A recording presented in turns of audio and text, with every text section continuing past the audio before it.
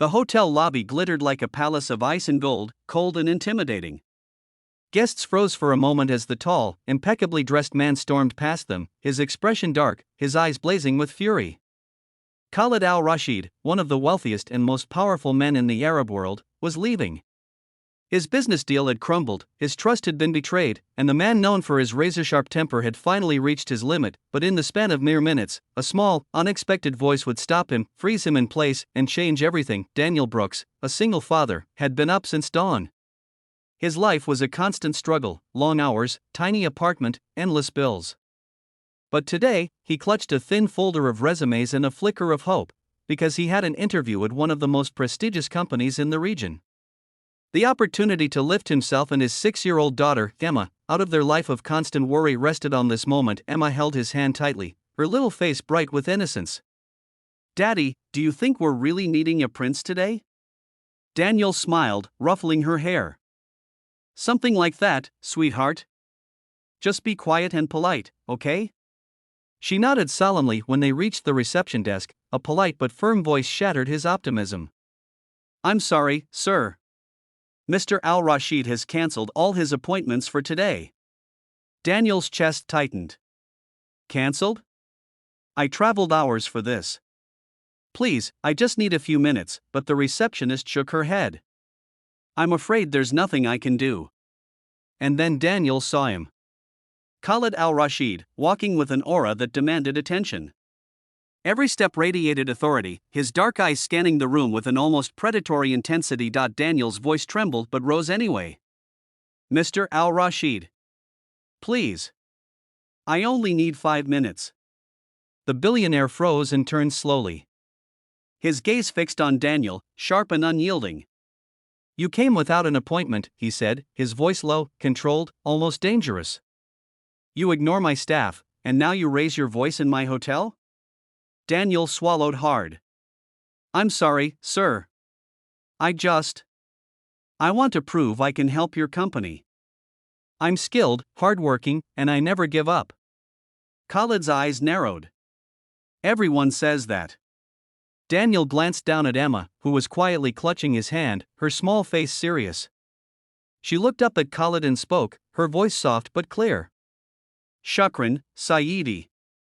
Khalid stopped mid-step, his dark eyes fixed on the little girl. Daniel blinked in disbelief. "Emma, what did you say?" "I said thank you, sir.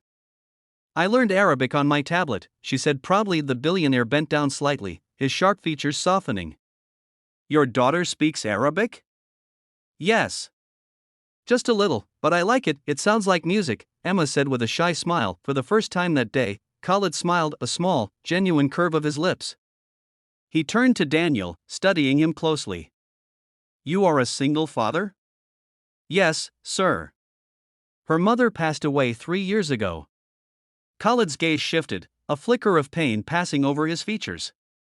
Then he straightened and gestured to his aide. "Bring the car back. You will have your 5 minutes."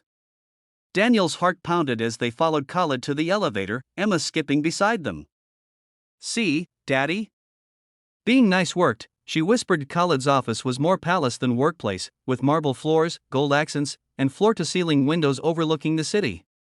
Daniel explained his experience, years of fixing machinery, maintaining vehicles, and managing logistics. Khalid listened silently, his eyes piercing but calm. "You have no formal degree?" Khalid asked. "No, sir. Just hands-on experience and determination," Daniel said. Khalid studied him.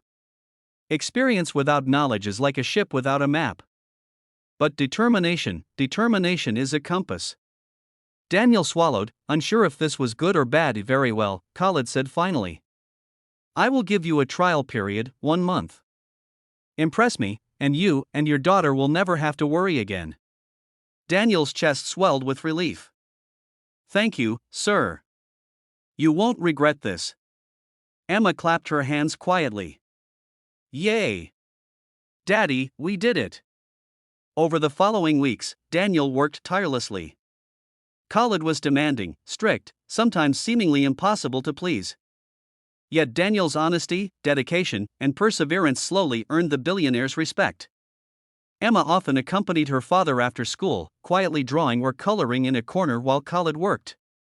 Occasionally, she handed him her drawings, little scenes of homes, families, and sunshine. Khalid never threw them away. One late evening, Khalid found Daniel in the garage, sweat dripping from his brow, hands caked with grease. "You work as if you were starving," Khalid observed. "I am," Daniel said with a faint smile. "Not for food, for a chance." Khalid was silent for a long moment. "I once lost someone very dear. I learned to never depend on anyone.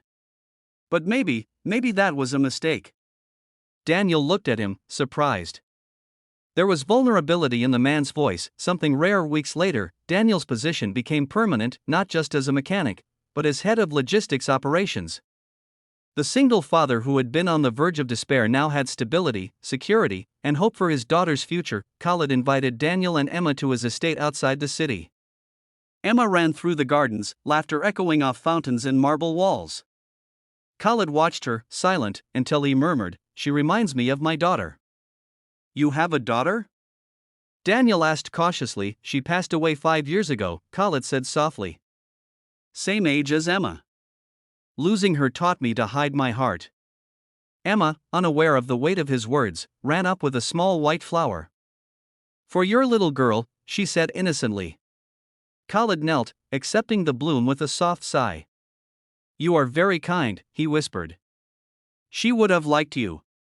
And in that simple act, the laughter, the flower, the innocent kindness, the man who controlled billions found a piece of his lost humanity. Months later, Daniel stood beside Khalid in the company's new operations center.